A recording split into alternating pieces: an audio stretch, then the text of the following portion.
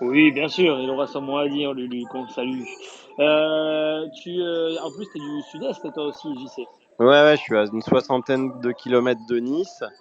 Je t'avouerai quand tu vas au stade, alors j'ai failli dire stade du Ray, tu vois, c'est pour te dire.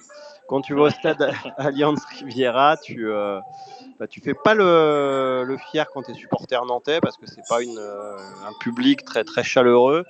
Donc tu fais beaucoup de simulations, tu vois. Donc j'encourageais les parades de Boulka et j'étais déçu, je jouais un rôle en fait. Et puis quand il y a eu les buts nantais, je serrais du poing discrètement. Ah ouais, il y a ce côté un peu hostilité. T'as déjà été voir d'autres matchs que contre Nantes? Ouais, j'ai été dans d'autres stades, à C'est Monaco. pareil? Non, mais Nice, Non, non. Nice contre Strasbourg, je sais pas, c'est la même hostilité ou c'est. Ah non, j'ai jamais été voir. Alors peut-être que Lulu, qui est aussi pas très loin de Nice. Non, non, je vais voir que Nantes. Mais il y a vraiment, on sent une hostilité, effectivement. Ouais. Je viendrai pas. De toute façon, les supporters nantais étaient interdits, mais je m'amuserai pas à célébrer de manière comme je le fais chez moi les buts de Nantes. Bon, il y en a pas souvent, mais quand il y en a, on Oui, bah, célèbre. je remarque que hier, il y en a eu pas mal quand même, deux sur un match de Nantes, c'est quand même pas mal. Mais ouais, tout à fait, tout à fait. Mais bon, on en reparlera dans le contenu. Encore une fois, Oui, on le aura le temps score. de bien tout détailler. Voilà. On va saluer Paul. Alors, Paul, sur la bannière Tribune Nantaise est là, mais en direct en même temps, si j'ai bien compris. Est-ce que Paul, déjà, t'es apte à nous dire bonjour déjà? Salut Emeric, bonsoir à tous, est-ce que vous m'entendez? Bon, alors, on t'entend, mais effectivement, on a l'impression que t'es aux toilettes là. Mais rassure-nous, t'es pas aux toilettes. Non, non, non, Ah je suis en tribune de bon? presse à la Charana avant le Nantes-Toulouse de ce soir. Ok, bon, on reviendra vers toi de temps en temps si jamais tu peux donner ton avis, tu le donneras bien sûr avec plaisir, mais si ça crie ou si ça hurle, on reviendra vers toi un petit peu plus tard. Ça marche. On va aussi, alors, normalement, en début de Space, accueillir Pancho qui est supporter niçois, qui est déjà venu hein, sur le Space FC Nantes. Donc, on va l'accueillir quand il sera dispo et on va voir un petit peu avec lui en début de Space. On parlera un petit peu de ce match côté niçois. Et puis après, bien sûr, on va développer tout le côté nantais. Tant qu'il n'est pas là, déjà globalement, JC sans rentrer dans le détail. Ben Pancho est là normalement. Donc, faux départ JC, désolé. Pas de souci, mais bienvenue aux supporters niçois. Pancho, est-ce que tu es là? Bonsoir messieurs, Euh, écoutez, ça va très très bien, mais on est très très accueillant à l'Alliance, hein. Je comprends pas là, ça parle d'hostilité et tout là, l'intro m'a coupé l'herbe sous le pied là. justement, j'allais Je vais me revenir vers permettre de toi. répondre, Émeric. Non, mais par respect. Après, j'étais pas en tribune populaire, j'étais en Garibaldi, ça doit te parler peut-être. Mais j'ai déjà vu effectivement, bon, comme dans toutes les tribunes, hein, ça peut être un peu chaud, mais ça crie, c'est très sud, ça, tu sais, de monter un peu le timbre de voix. Mais bon, par respect aussi, je me suis pas amusé à me lever sur les buts nantais, et voilà quoi. Non mais y a pas de problème, c'était la petite réponse, mais il y a aucune Oui, animosité dans la mienne. Il y a pas de ouais, souci. y a pas de souci. Je pense que c'est un peu partout dans les stades, de toute façon, hein, Exactement. malheureusement. C'est dans les mœurs, c'est dans la période qu'on vit actuellement. Hein, c'est comme ça. Hein. C'est dommage que d'ailleurs les supporters nantais aient été encore une fois Exactement. interdits de déplacement. Ouais, après, on va, pour prolonger juste ça, c'est quand même aussi déjà très sud et très méditerranéen aussi de montrer que tu es là pour créer une ambiance un petit peu hostile, même si c'est pas négatif, même si c'est pas méchant, mais de montrer un côté un petit peu hostile pour faire peur à l'adversaire. Ça a toujours été ça. Marseille, ça a toujours été ça. Nice, ça a toujours été ça aussi. Bon, voilà, il y a ce côté-là un petit peu aussi, mais ça, on peut pas en vouloir à quelconque public. Pancho, bon déjà bienvenue pour c'est quoi, c'est trois, quatre fois que tu viens nous voir, Alors, c'est ça? je ne sais pas, je ne sais pas, peut-être, je dirais peut-être deuxième fois, mais, mais c'est pas Ouais. sûr. J'avoue que ouais, c'est pas la première fois, mais c'est toujours un plaisir de venir parler des matchs et puis être en lien avec d'autres communautés que celle de l'OGC Nice. Eh bien écoute, je vais te donner la parole d'entrée. Avant ce match déjà, avant le début, avant le coup d'envoi, quelle était l'ambition, on va dire, de Nice? Bon, j'imagine que bien sûr c'est la victoire par rapport au classement, mais est-ce que il y avait une méfiance par rapport à Nantes ou c'était voilà victoire obligatoire et défaite interdite? Bah, le FC Nantes coaché par Antoine Comboiré, c'est synonyme de traumatisme pour l'OGC Nice et pour les Niçois. Donc non, non, non, on avait naturellement l'ambition de gagner pour réenclencher une dynamique, pour viser, on va dire, l'objectif de Coupe d'Europe, hein. Ça, c'est clair. Maintenant, on savait que voilà, Nantes qui venait d'être battu au Havre, si je dis pas de bêtises, mais en même temps qui pouvait battre, c'était à domicile, c'était Lille, il n'y a pas si longtemps que ça. Ouais, c'est ça. En fait, voilà, vous faisiez un peu les montagnes russes, donc méfiance. Ça faisait avant ce match-là 6 matchs qu'on n'avait pas gagné contre vous. Donc vous êtes un peu notre chat noir, hein, ces dernières années. Voilà, on enchaîne nous la série un peu compliquée de résultats, hein, un point en 4 matchs.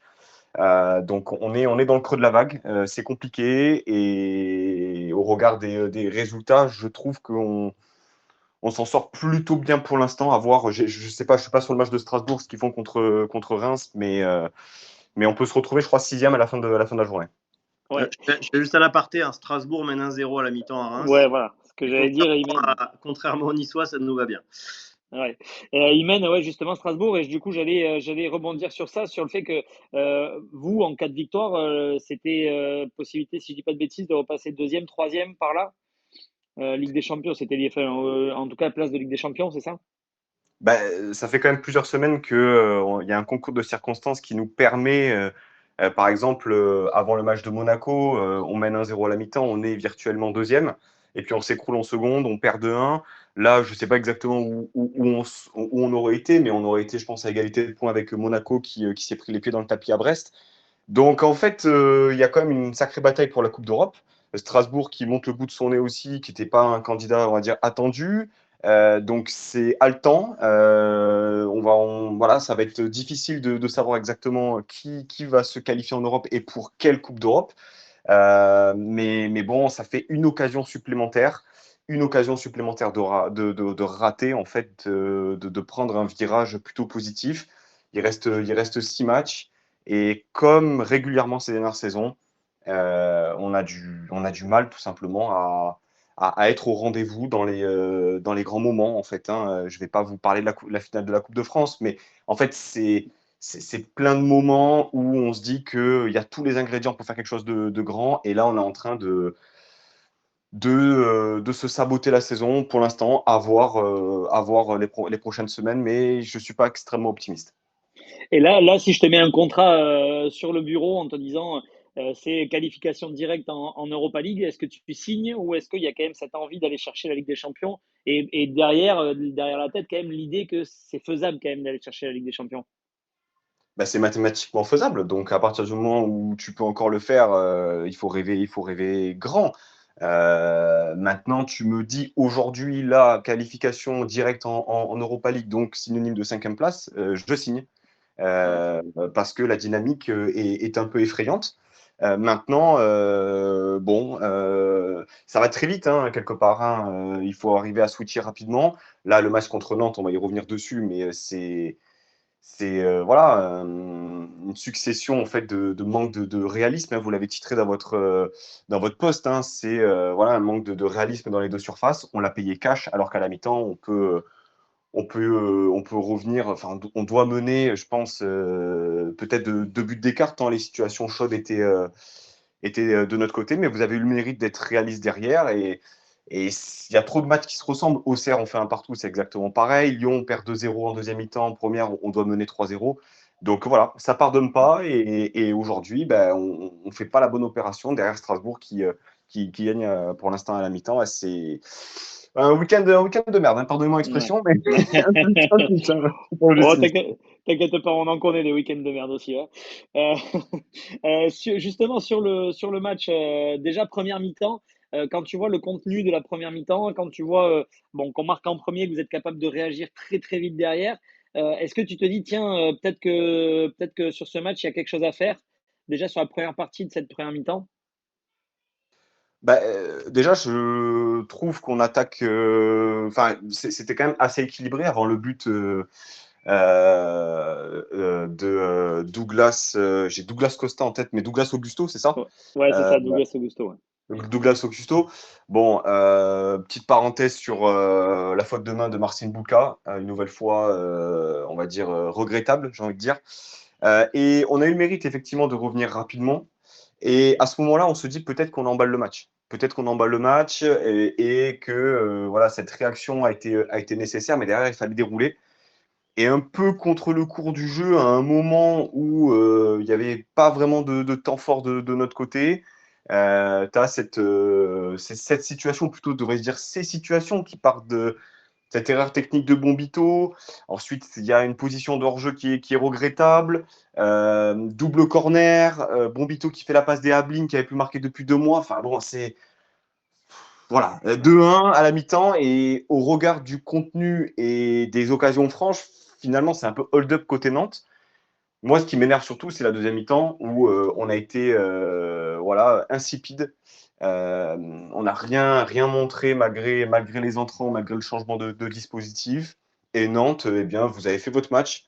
Vous avez bien défendu. Vous avez été courageux, vous avez été solidaire. Et en fait, aujourd'hui, bah, quelque part, c'est triste à dire pour nous, mais ça suffit pour nous battre. Donc bon, à nous de trouver la solution, mais on a été très scolaire, 51 centres. J'ai regardé un peu les stats du match. Enfin bref, ça m'a fait penser encore une fois à la finale de la Coupe de France, où je ne sais pas si vous vous rappelez, bah oui, forcément vous vous rappelez, mais on avait tenté je ne sais combien de centres, et c'était une charnière, il y avait Castelletto, Palois, il y en avait un troisième, je ne sais plus, et ça se régalait en fait. Et là, bah, j'ai eu cette même impression où on ne savait pas quoi faire. Ouais. JC, ouais, vas-y, si tu veux Ouais, interagir, vas-y. je vais donner mon avis. Alors moi qui étais à l'Alliance, on voit encore mieux du terrain, mais c'est vrai que j'ai été agréablement surpris moi par la première mi-temps des Niçois. J'ai trouvé qu'il y avait des joueurs très percutants et avec une qualité technique qui nous perforait pardon, dans l'axe, comme sur le but niçois. Même si on n'aime pas beaucoup Comboiré ici, je pense qu'il a bien corrigé ça en seconde, ce qui a mis plus en difficulté l'OGC Nice. Après, moi, j'ai été surpris et Comboiré aussi, il a dit en après-match qu'il avait concocté sa stratégie et sa composition, bien qu'il n'ait pas souvent de stratégie, sur la titularisation de Guessant. Et je t'avouerai que je suis très heureux d'avoir vu lors de la compo qu'il était sur le banc.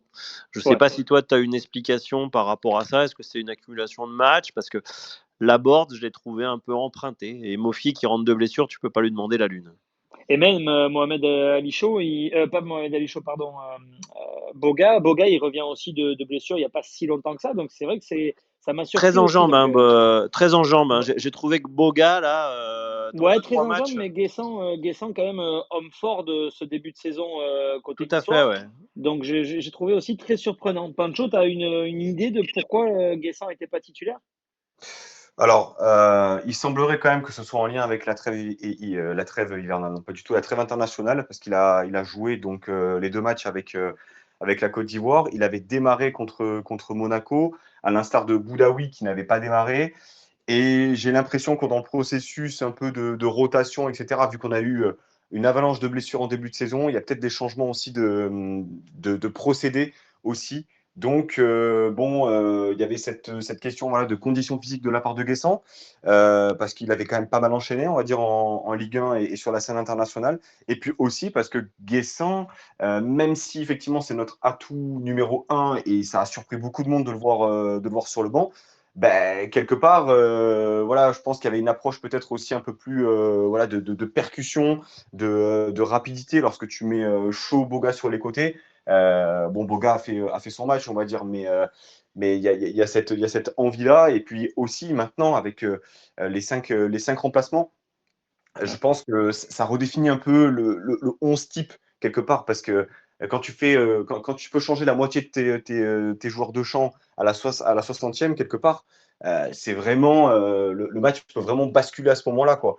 Donc, quelque part, faire entrer Guessant en cours de match était peut-être aussi une volonté, mais seulement, bah, il a eu vraiment aucun ballon à se mettre sous la dent, et ouais, il a été assez muselé, mais je pense qu'à ce moment-là du match, on aurait pu peut-être jouer même 2 heures de plus, hein, c'est ce qui a été dit à Francaise.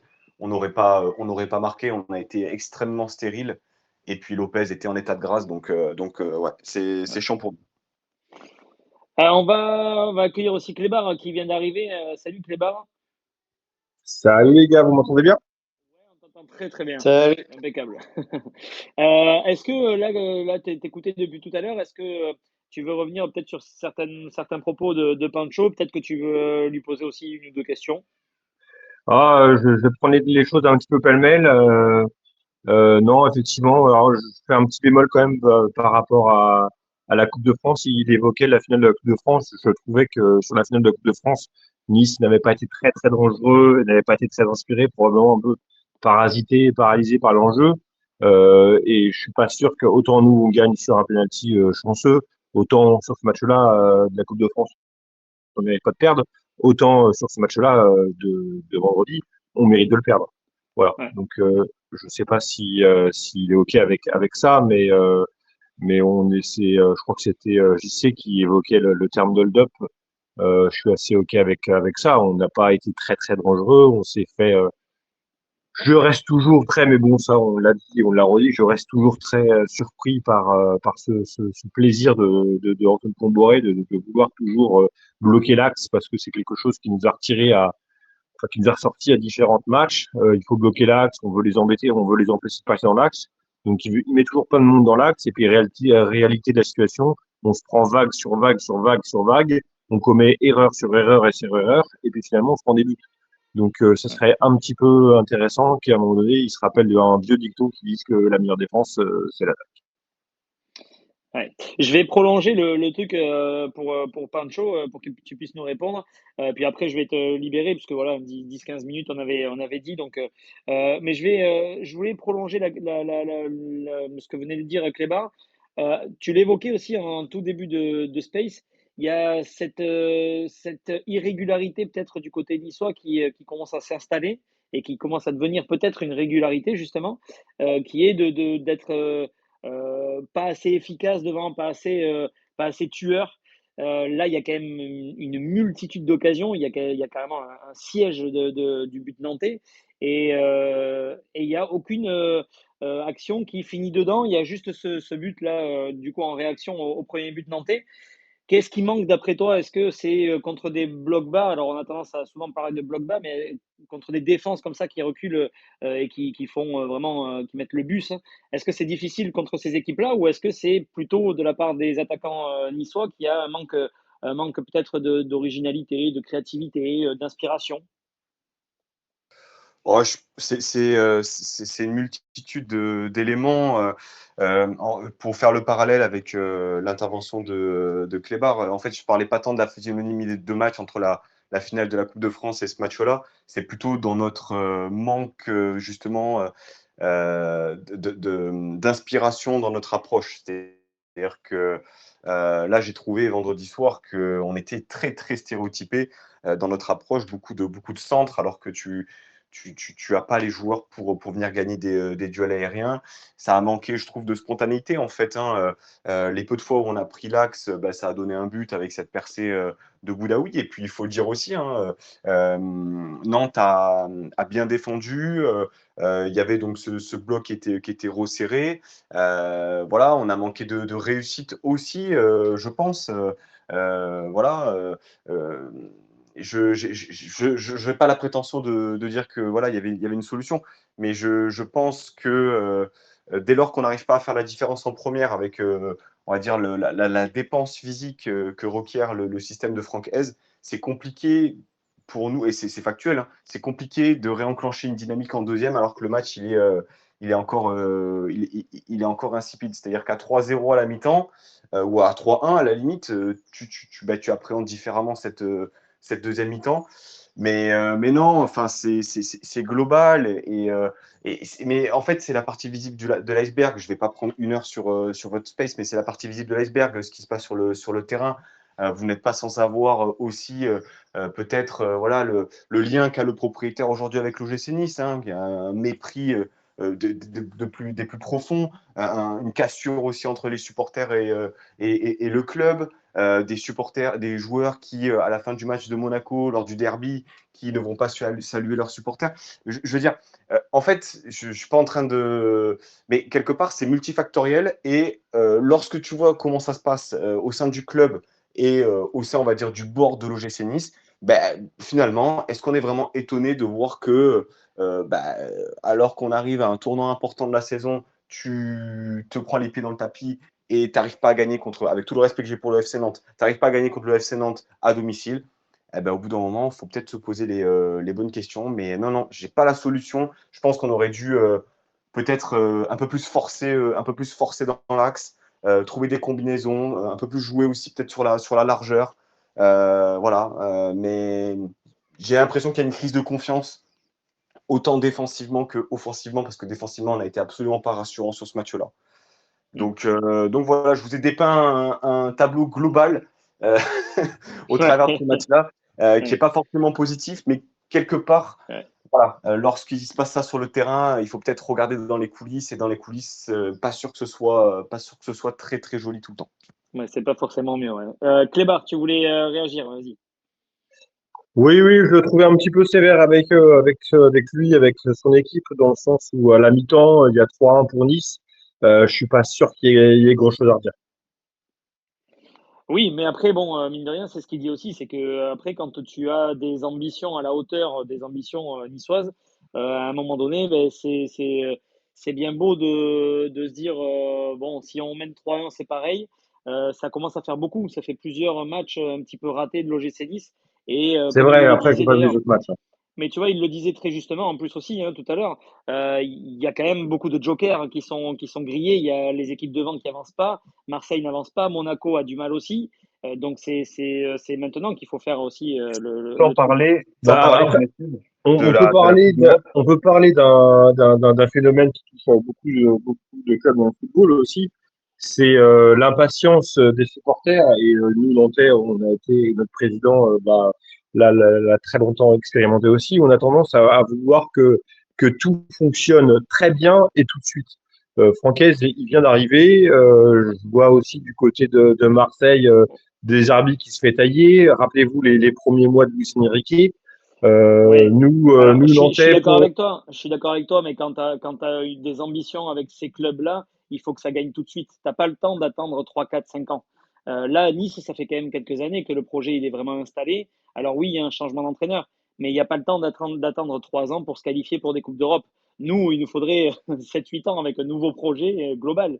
Mais là, c'est ce genre d'équipe-là, quand tu as ce pognon-là en jeu et ces ambitions-là, tu peux pas te permettre d'attendre 3, 4 ans avec un nouvel entraîneur. je trouve ça dommage, mais j'entends qu'effectivement, c'est comme ça que ça fonctionne. Ouais. Pancho, ouais, tu voulais réagir et après il y a JC qui voulait peut-être aussi intervenir. Non, parce que là, effectivement, on a parlé de la Ligue 1, mais il faut prendre aussi en compte notre parcours en Coupe de France. Défaite en 8e contre le Stade Briochin, et notre parcours en Coupe d'Europe, 35e sur 36 en Europa League. Donc, je suis totalement d'accord avec Klebar par rapport à la perception de la patience dans le football, etc. Je suis d'accord avec ça, et je suis content de savoir que Francaise va rester une deuxième année. Maintenant, il y a la réalité aussi, c'est que ça fait des années que, je ne sais pas si vous avez vu le Truman Show, le film avec Jim Carrey. Ouais. En fait, nous, supporters de l'OGC Nice, on est dans le Truman Show. C'est-à-dire que chaque jour, c'est une nouvelle saison, une nouvelle dynamique, un nouveau projet, des promesses. Et puis quand il arrive toujours un moment où finalement la machine, elle s'enraye un peu, et ça ne fonctionne pas. Donc effectivement, vis-à-vis de Francaise, on ne va pas lui jeter la pierre, il n'est pas le responsable. Mais au global, le club, le projet, on va dire Ineos, parce que ça a commencé à merder à partir de là, c'est la gouvernance, on va dire, qui est un peu responsable de ça, et aussi de l'impatience des supporters. Ouais. JC.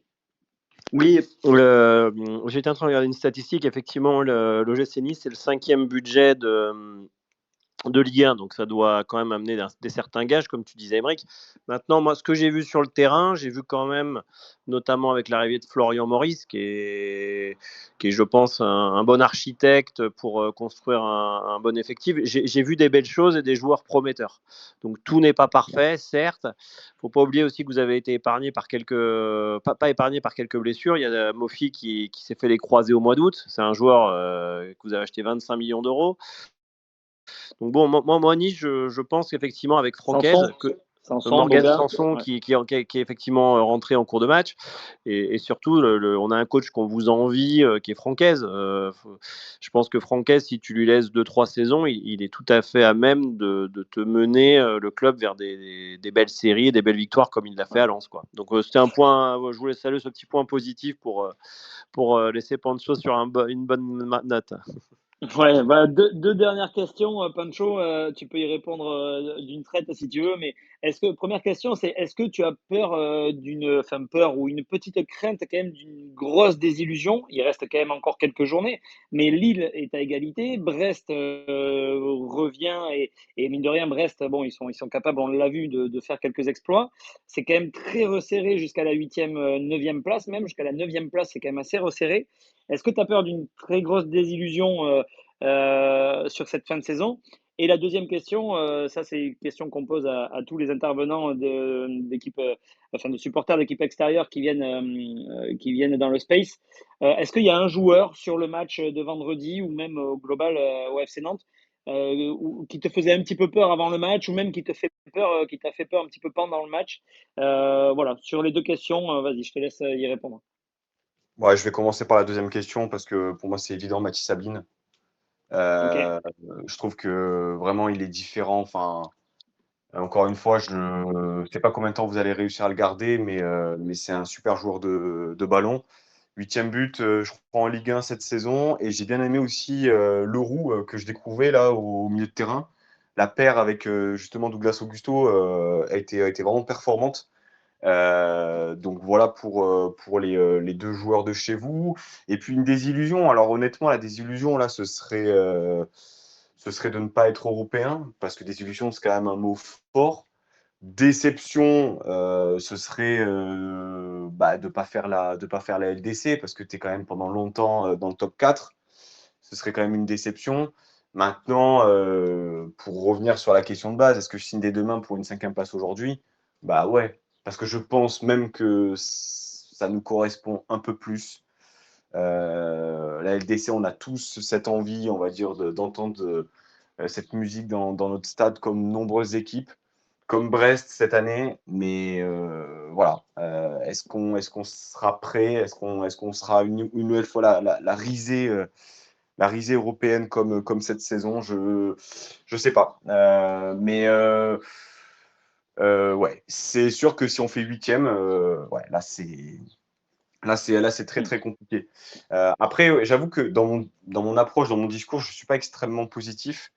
J'en ai conscience. Euh, je souhaiterais l'être, mais je pense que j'arrive à un moment aussi, mais vous devez connaître ça aussi en tant que Nantais, où tu sais, où on sature. On sature et on n'arrive plus à avoir cette demi-mesure aussi par rapport à notre club, par rapport à ce qu'on voit sur le terrain. Et, et voilà. Donc, on espère qu'on sera en Europe, même si c'est la Conference League, on y va. Mais il va falloir viser le plus haut possible. Ok, ben écoute, merci pour ta participation dans le space et puis pour ton objectivité. Mais ça, c'est aussi pour ça que j'aime bien t'inviter, c'est parce que je savais que j'allais pas être déçu. Bon, bonne saison en tout cas à toi et à l'OGC Nice et bonne fin de saison. Merci à tous. Bonne fin de saison à vous, amis nantais, et puis à très bientôt, à l'année prochaine. Au Salut, plaisir, salut, bonne merci. soirée. Nous, on va continuer du coup à parler de ce match et parler bien sûr beaucoup plus du côté nantais pour le coup. JC, cette victoire, bon, je vais pas te faire l'offense de te demander si c'est un bon résultat ou pas un bon résultat, mais on va plus se tourner sur le contenu du jeu. Alors sur le contenu, qu'est-ce que tu en retires maintenant à froid? Le contenu, c'est du combo atypique. Je crois qu'on est encore à 24% de possession de balles, dont 18 en seconde mi-temps. Donc les chiffres sont assez évocateurs. Aka évoque une purge face au Havre. Bah, c'est la même chose, à part qu'on a gagné, quoi. Je t'avouerai qu'on a eu le même réflexe avec Lulu alors qu'on était à 30 mètres d'écart. C'est qu'à la 90e, j'ai déclenché mon chronomètre pour justement voir le temps additionnel. Donc, c'est pas possible de jouer comme ça, quoi. Là, tu gagnes, comme disait Clébar à un moment donné, à camper dans tes 20 mètres, t'es pas à l'abri d'une boulette. On l'a vécu au Havre avec Sceaux. Là, on a eu un grand Lopez, mais on y reviendra. Mais le contenu, enfin, je du terme, il est dégueulasse. C'est abject. Moi qui étais en tribune, je viens de poster le chiffre tout à l'heure, on a fait 56 dégagements, donc la majorité en touche, avec le capitaine à la barre, Palois, des relances qui n'en sont pas. Enfin, moi je suis dégoûté de ce que j'ai vu, même si je suis très heureux effectivement du résultat. Hmm. Là où je te rejoins d'autant plus, c'est qu'effectivement, on pourrait se dire quand on voit le match que on a été très solide défensivement, etc. Et donc là, ça serait même pas du grand Comboiré parce que même avec Comboiré, on a du mal à défendre. On l'a vu sur les dernières prestations. Mais là où je te rejoins, c'est qu'en plus, sans un énorme Anthony Lopez, mais ça, bien sûr, on aura le temps d'y revenir un petit peu plus tard. Je pense qu'on peut en prendre 7 ou 8. C'est même pas la défense, je veux dire, Carrément, qui ouais. a déjoué les attaques niçoises. C'est vraiment Lopez qui nous sort une masterclass, quoi. Et carrément, et tu vois, dans son analyse, Koumboiré, il dit ouais, fallait qu'on se rattrape de la purge du Havre. Mais garçon, oui, on t'a mis 2 buts, mais tu as un gardien qui fait. On fait le même. Je veux pas dire qu'on joue moins bien qu'au Havre, parce que au Havre, il y Non, a eu. c'était dur quand même de faire C'était dur, moins mais bien. alors je vais corriger. Donc, il y a eu moins d'erreurs individuelles qu'au Havre. Mais Oui, néanmoins, si ça il met pas au rayon des purges, mais bon, de toute façon, on a déjà quitté le navire Koumboiré depuis longtemps, mais des matchs arc-boutés comme ça dans nos 20 mètres, c'est pas possible, quoi. À un moment donné, ça casse. Et c'est vrai que, pour revenir à ce que j'ai dit tout à l'heure aux supporters niçois, j'étais très heureux de voir Guessant sur le banc. ouais. Clébar, est-ce que tu as le même ressenti que nous ou un petit peu différent? Non, bah écoute, quoi retenir, il n'y a pas grand-chose à retenir et c'est bien ça qui nous met en difficulté depuis plusieurs mois maintenant, c'est qu'il n'y a pas grand-chose à retenir sur les matchs, que ce soit des défaites ou des victoires. On arrive à 6 journées de la fin. Est-ce qu'il y a l'un de nous trois, l'un de nous quatre qui est en capacité de pouvoir nommer l'équipe type du FC Nantes cette saison? Bah non, en fait, on sait pas. Tu vois, moi, j'avais, entre guillemets, commencé à préparer potentiellement l'animation du Space et je commençais par un peu une question du même genre. Quoi retenir de cette victoire? Et puis, tu vois, là, le rouge, je crois que c'était peut-être l'une des premières fois où il était, alors je mets des guillemets, hein, parce que j'ai plus tout en tête, mais l'une des premières fois où il était titularisé dans un milieu à deux. Je pense que tu as raison, Clébar. Voilà. Oui, parce que les autres fois, c'était à 3 ou voire Donc latéral gauche. voilà, essayer d'observer ça, mais un coup on a Mohamed qui revient titulaire, un coup on a Sorba qui revient titulaire. Là on le sentait un petit peu gros comme une maison, que pourquoi pas le tour de Meshak Elia. On est probablement tous convaincus ici que ce sera pas lui qui sera titulaire. Alors quoi, un retour de Moller, un retour d'un truc expérimental la prochaine fois, un retour de Mohamed. Ben voilà, j'ai l'impression que, tu vois, on avait le supporter niçois qui évoquait le fait que tous les ans, il avait un petit peu côté retour à zéro et on repart. Nous, c'est toutes les semaines. Donc, ouais, non, il n'y a pas grand-chose. Je suis désolé, mais il n'y a pas grand-chose à retenir. Moi, ce match-là, bah, dans la course au maintien et dans ce qui se passe pour le FC Nantes et pour la Ligue 1, bah, c'est 3 excellents points de prix parce que on aura l'occasion probablement d'en reparler plus tard, mais il nous manque peut-être plus que 3 points pour être maintenu. Donc ça, je pense, le truc à retenir du week-end. Maintenant, le seul objectif que je vois, c'est pourquoi pas aller garder notre record face au PSG. Mais sinon, en termes de jeu, j'ai l'impression que, et c'est aussi ça qui a été frustrant toute la saison, c'est que pour avoir suivi cette saison tous les matchs amicaux étaient bien plus plaisants à suivre que les matchs de Ligue 1 qu'on a eu. Ouais. Ouais, c'est vrai que oui, voilà, mais on est dans la continuité malheureusement de ce qui se fait depuis quelques semaines, quoi, à l'exception de 1 ou 2 matchs de temps en temps où on arrive voilà, à prendre un peu de plaisir. Mais ça reste dans la continuité, mine de rien. Est-ce que tu as plus apprécié le match de Sorba Thomas aussi, Clébar? Eh ben, écoute, moi, je continue à dire que quand il est un petit peu détaché de certaines missions offensives et que du coup, on donne cette pression-là à d'autres joueurs et on lui demande vraiment d'être dans son rôle de centreur, il me gêne moins, je trouve plus. Moi, il m'avait beaucoup dérangé en début de saison, aussi peut-être parce que parce que j'attendais une forme de pendant de Moses Simon et que très rapidement on a vu que c'était pas le cas et que très rapidement on a vu que dans un système avec trois attaquants et ben ou dans un 4-2-3-1, c'est pas lui qui irait apporter le supplément offensif dont on avait besoin. Mais dans une situation là où il joue moitié piston, et où du coup on va compter sur son énergie à défendre et puis de temps en temps de te placer un petit centre de temps en temps et puis être présent pour les coups de pied arrêtés. Dans ce registre-là, il me dérange moins. Même si moi, de plus en plus, j'ai envie de le comparer à un Marcus Coco. D'ailleurs, j'ai l'impression qu'Antoine Comboiré fait pareil parce que il commence potentiellement à lui donner les mêmes postes. Mais je crois quand même que je préfère Marcus Coco. JC, ouais, tu voulais réagir. Ouais, je voulais abonder dans le sens de Clébar par rapport à la compo. Parce qu'encore une fois, quand on était avec les 4-5 supporters nantais au match, quand on a vu la compo, encore une fois, il est illisible. Moi, je m'attendais pas du tout à ce qu'Amiens joue axe gauche. Et d'ailleurs, on en reparlera, j'ai trouvé ça plutôt correct. Mais on sait pertinemment qu'avec leur tour de Castelletto, Amiens ne jouera pas encore à ce poste. Sorba Thomas, piston droit, on sait que c'est pas une réussite. Donc ouais, encore une fois, Koumboaré, à l'aube de la 27e journée, puisque ce sera le cas là, au prochain match, n'a pas encore trouvé, comme disait Clébar, son équipe type, et on n'a pas de match référence. Il n'y a pas un match, je pense, peut-être je vous pose la question à vous, il n'y a pas un match que j'ai en tête où on s'est dit, on a fait un match abouti. Aucun, j'y sais, que 100% ok avec toi. C'est pour ça que c'est écœurant, tu vois, voilà, et tu vois, je vais caricaturer un peu le discours qu'a eu Koumouaré en fin de match. Il a dit, ouais, ils m'embêtent, ces joueurs, ils en font un peu qu'à leur tête quand ils veulent gagner.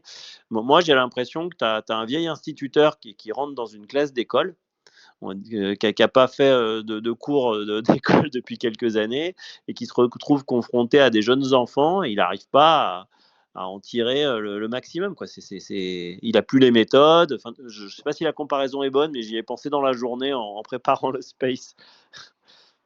Ouais, alors, moi, alors, pardon, j'ai pas entendu la fin, ça a coupé. Je sais pas si Ouais, c'est que moi je te d'ailleurs. dis. Ouais, c'était un instituteur. Je caricature un instituteur qui n'a pas enseigné depuis quelques années, qui revient sur les bancs de l'école et qui, devant des nouvelles générations, est un peu paumé. J'ai senti dans l'interview d'après-match que Koumboaré, ça me faisait penser à ce qu'il disait, ce que je viens de dire en fait. Bah, Qu'il est oui, totalement moi paumé. je peux être d'accord avec toi parce que Comboré, sur ses anciens clubs, il avait quand même ce côté où il avait pas peur de lancer quelques jeunes de temps en temps. Et là, il le fait, mais parce qu'il n'a pas le choix en fait. Quand il lance des jeunes, c'est parce qu'il a plus d'autres solutions et c'est ça qui est dommage. Et Après, là où je vous trouve un petit peu dur, ouais, vas-y, je te laisse peut-être. je vais juste terminer. Tu parlais des jeunes. Est-ce que tu mets une pièce que Leroux joue si Chirivella est pas là? Si Chirivella est là, pardon, excuse-moi, autant pour moi. Si Chirivella est là, non, je ne mettrai pas une pièce parce que comme tu disais tout à l'heure, c'est tellement illisible qu'on ne peut pas mettre de pièce en fait Et ouais, et sur tu vois, son on s'est profil. posé la question avec Lulu, mon père me l'a dit également.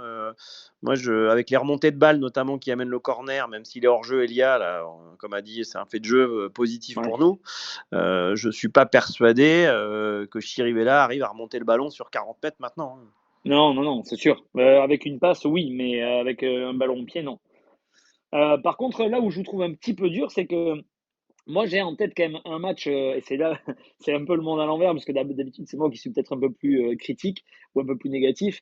Mais moi, il y C'est a un clair. match. Qu'est-ce qui va nous sortir encore? Eh ben moi, il y a un match que j'ai en tête qui est pas très vieux d'ailleurs, hein, mais que j'ai trouvé abouti. C'est contre le RC Lens. Contre le RC Lens, on gagne 3-1 on l'avait dit d'ailleurs dans le space, avec voilà vraiment des intentions de jouer, on n'a pas la possession de balle, mais on a quand même pas mal d'occasions. On se crée des situations offensives qu'on n'avait pas vues depuis quelques temps. Donc j'avais trouvé que Lens, c'était quand même pas mal.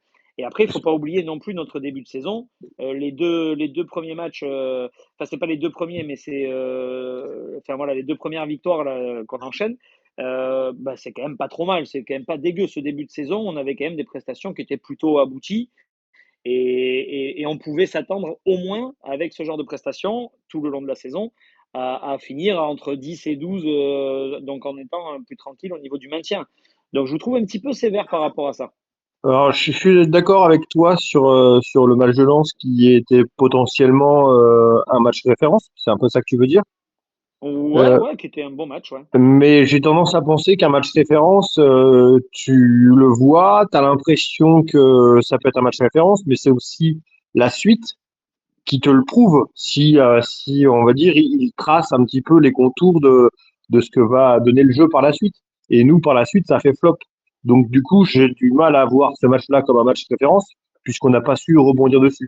Mais je suis OK sur le fait que c'était probablement l'un de nos meilleurs matchs de la saison. Ouais, en tout cas pour moi, c'était le plus, oui, le plus abouti. Alors match référence, je suis d'accord avec toi sur le fait qu'il faut confirmer derrière. Après, si on s'arrête sur ce match-là, si on juge que la prestation sur ce match, bah, je trouve que c'est une prestation d'une équipe qui doit pas être en train de lutter pour le maintien toutes les années. Je parle bien exactement de ce match-là, hein, pas du contenu de toute la saison. J'aimerais aussi qu'on parle du coup de ce match d'Anthony Lopez. Alors moi, j'ai quand même, enfin, ça fait quelques semaines maintenant que je le mets dans mes tops. Rappelez-vous, hein, quand on me met même des contraintes où j'ai pas le droit de citer les autres tops, alors que c'est assez évident, je vais quand même chercher Anthony Lopez. Ça, Euh, c'est pour moi, ça. Ça, c'est pour Clément. Non, mais Anthony Lopez, au-delà de la prestation, moi je trouve vraiment, et je veux vraiment appuyer sur ça, c'est que pour moi, c'est vraiment depuis 2-3 ans, j'arrête pas de le dire, qu'il manque d'un mec qui soit capable de taper du poing sur la table, qui soit capable de remotiver les troupes, de gueuler sur le terrain, de recadrer quelqu'un, etc. Il n'y en a pas depuis quelques années, il n'y en a pas des mecs comme ça. Et là, il y en a un qui a le charisme pour le faire et qui, en plus, techniquement sur le terrain, eh ben, fait le boulot. Alors, il a eu c'est contre Monaco où il passe complètement à côté, mais en même temps, je pense que toute l'équipe passe complètement à côté. Je trouve il prend ses responsabilités dans cette course au maintien. Et au-delà de sa prestation, moi, j'ai envie de saluer aussi le caractère parce que combien de fois, alors je ne sais pas, JC et Lulu, si vous avez fait attention, mais à la télé, on l'a vu, combien de fois il a engueulé un défenseur qui revenait pas, combien de fois il est allé chercher un joueur qui baissait un peu les bras pour le remotiver. Et ça, je trouve que c'est vraiment une âme de vrai leader. Donc, je suis très, très content d'avoir ce genre de mec dans une équipe. Et pourtant, c'était pas couru d'avance parce que j'étais pas un des plus grands fervents supporters d'Anthony Lopez à son arrivée. JC Clébar, est-ce que vous me rejoignez sur cette attitude et peut-être sur le fait aussi qu'il nous en manquerait peut-être un ou deux de plus pour bien finir? Je me permets, Clébar, je te rejoins à 2000%. Voilà, il y a pas débat. Il n'y a pas débat. C'est la bonne pioche du mercato qui risque, à mon sens, de nous aider grandement dans l'opération maintien. Donc, un joueur irréprochable. Après 15 ans de cocon lyonnais, tu pouvais te dire compliqué de sortir du cocon. Et il est remarquable. Il n'y a pas d'autre mot. Ouais, je suis assez d'accord avec toi. Clébar, ouais, vas-y. Ouais, moi je te rejoins aussi.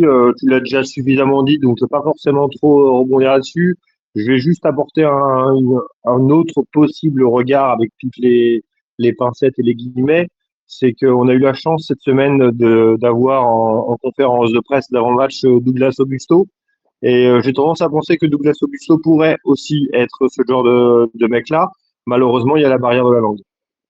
Ouais. Mais sur Anthony Lopez, rien à dire, effectivement. En plus, le contraste avec l'ancien et le précédent gardien, qui est Alban Lafont, est saisissant, puisqu'on avait quelqu'un qui était complètement en train de sombrer moralement, mentalement, enfin, qui perdait complètement son football. Et là, on a quelqu'un qui arrive, qui a les crocs, parce que du coup, il n'a pas joué depuis 6 mois, et il est en train de se dire, bah, je vais m'assurer quand même une probable fin de carrière dans un club qui a un peu de gueule parce que on est Nantes putain. Donc voilà. Alors, sur Douglas Augusto, c'est intéressant ce que tu soulèves parce que pour moi, c'est un peu comment dire, la fausse bonne idée du leader. Alors, je m'explique, c'est que Comme par hasard, faut qu'ils me contredisent. Je t'entends mais plus. Tu bugs mon petit lapin. Émeric, tu es là? Émeric, je ne t'entends pas. Moi non Pardon. plus. Ah, ouais. Parlez sereinement dans les petits Est-ce trous, que c'est bon? monsieur. Est-ce Ouais, que c'est bon là? ouais, Vous m'entendez ou C'est moi, pas? bon. ouais, c'est bon. Bon, très bien. J'ai des appels en même temps, donc c'est pour ça. Je Ah, je pense que comprends. le téléphone, il apprécie pas trop. C'est Douglas Non, Augusto, là. ouais, c'est ça. Non, je disais que oui, c'est l'agent de Douglas Augusto qui veut me Censuré. censurer. Ouais.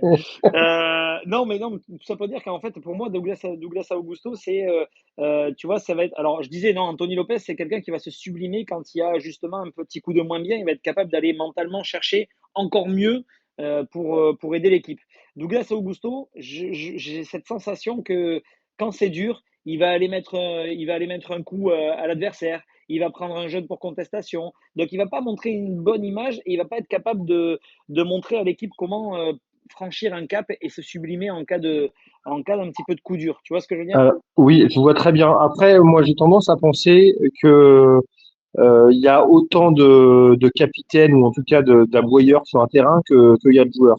C'est-à-dire que la manière dont Otto Lopez va apporter son leadership à l'effectif nantais, c'est clairement pas la même manière qu'un Zinedine Zidane à l'époque où il était capitaine de l'équipe de France, qui était quelqu'un de plutôt discret, mais de par sa simple présence, il embarquait. Donc, si tu veux, Anto Lopez fera du Anto Lopez, Douglas Augusto fera du Douglas Augusto, ça sera peut-être pas la même manière, mais peut-être que l'impact sur le reste de l'effectif sera le même. Ouais, alors, mais tu vois, là, tu fais comment dire, un très bon parallèle. Je vais faire le parallèle, moi, avec Zidane et Deschamps. Pour moi, Zidane est une fausse bonne idée. Alors là, je vais peut-être m'attirer les foudres de pas mal.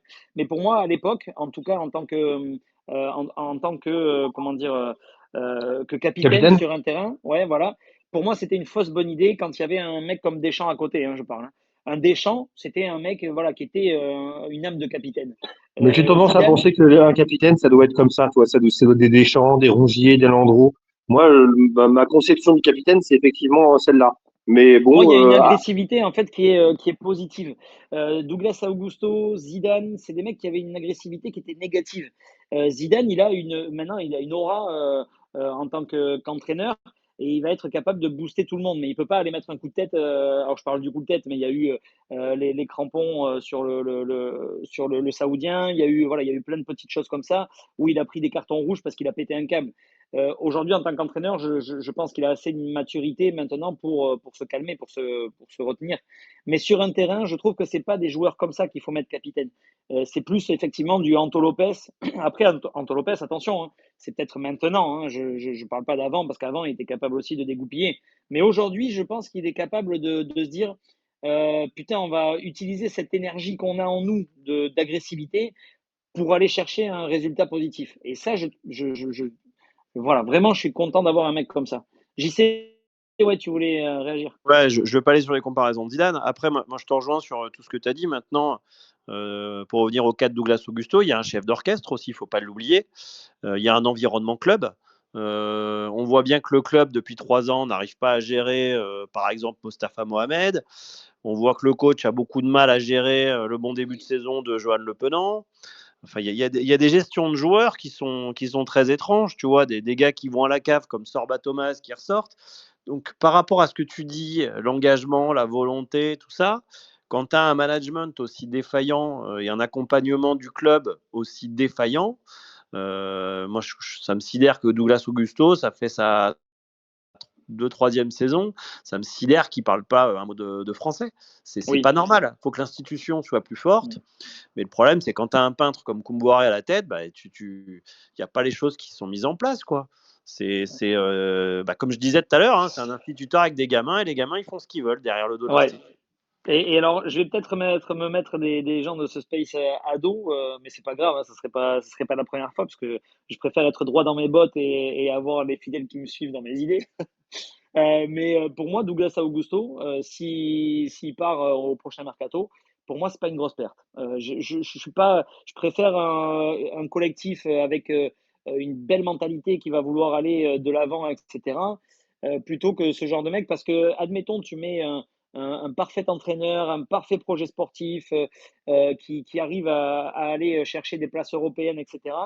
Ce genre de mec-là, si tu as un petit trou de 2-3 matchs, c'est le genre de mec pour moi qui est capable sur un repli défensif de mettre un grand tacle par derrière de frustration et de prendre un rouge dans un moment où il faut pas. Et De, donc, de, voilà. de toute façon, tu as raison, hein, mais le souci, c'est qu'il faut évacuer du monde, à commencer par Chirivella, hein, qui je pense qui est au bout de son aventure nantaise. Le point positif, c'est qu'on a un petit genou qui arrive là, le roux, et t'en auras peut-être. Il y a le Penant, une saison le Penant, le roux dans des bonnes conditions, c'est loin d'être horrible sur le papier, hein. Oui, oui, ça peut être même. Ouais, puis il me semble quand même que le Penant, dès que le maintien est acquis, l'option d'achat est levée, hein. Au même titre que Lopez, me semble-t-il, hein. Sauf que Lopez, il est déjà plus lyonnais depuis un petit moment. Oui, il est plus lyonnais, il a résilié son Oui, contrat. mais pour le moment, il est plus nantais à la fin de la saison. Si on en lit, ah oui, c'est peut-être ça, oui, t'as raison. Dans les termes, il est plus nantais à la fin de la saison. Après, voilà, on ne sait pas ce qui va se passer. Et puis, il a Il été est plus très nantais vague. si on est en Ligue 2. Si on est en Ligue 1, il doit être nantais. Et c'est peut-être ça que j'essaie de le dire. Oui, je pense que c'est ça, oui. Après il est resté quand même aussi très vague sur DAZN à la fin du match.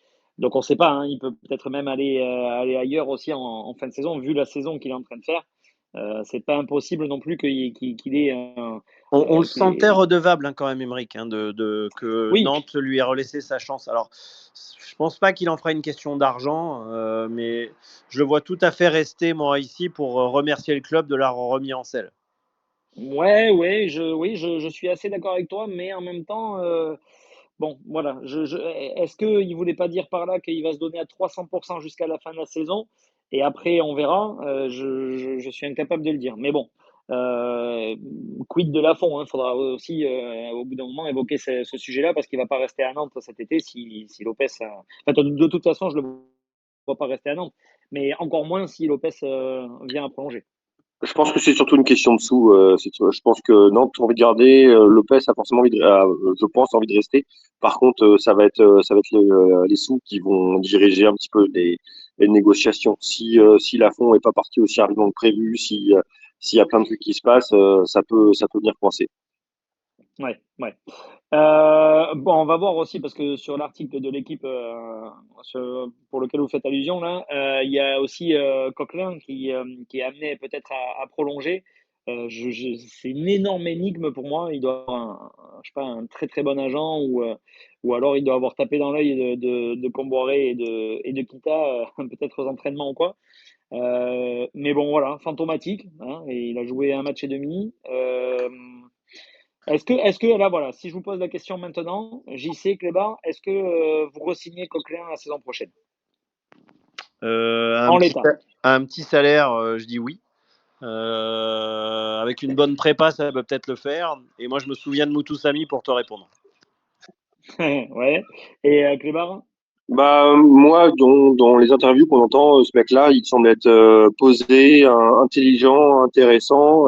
Sur ses rentrées, je l'ai trouvé plutôt bien. Après, bah c'est le domaine médical. On a l'impression qu'il est pour l'instant beaucoup trop blessé. Donc c'est très compliqué. Est-ce que c'est un petit pépin qui prolonge là et puis ça va rentrer dans l'ordre, ou alors est-ce que c'est quelque chose qui va traîner tout le reste, et dans ces cas-là, effectivement, ça ne sert à rien de le prolonger. Mais moi, ouais, le joueur me plaît bien, et puis ses entrées, je ne sais plus quel match c'était, mais il avait apporté. Bah, je me demande si d'ailleurs le match de Lens dont évoqué, il n'avait pas fait du bien. Donc si, moi c'est un joueur que j'aime bien pour l'instant, et puis ouais, je vois bien poursuivre avec lui. Par contre, en plus, je trouve que ça peut être la bonne transition pour un Leroux. C'est-à-dire que pendant un an, ils se partagent un petit peu les rôles.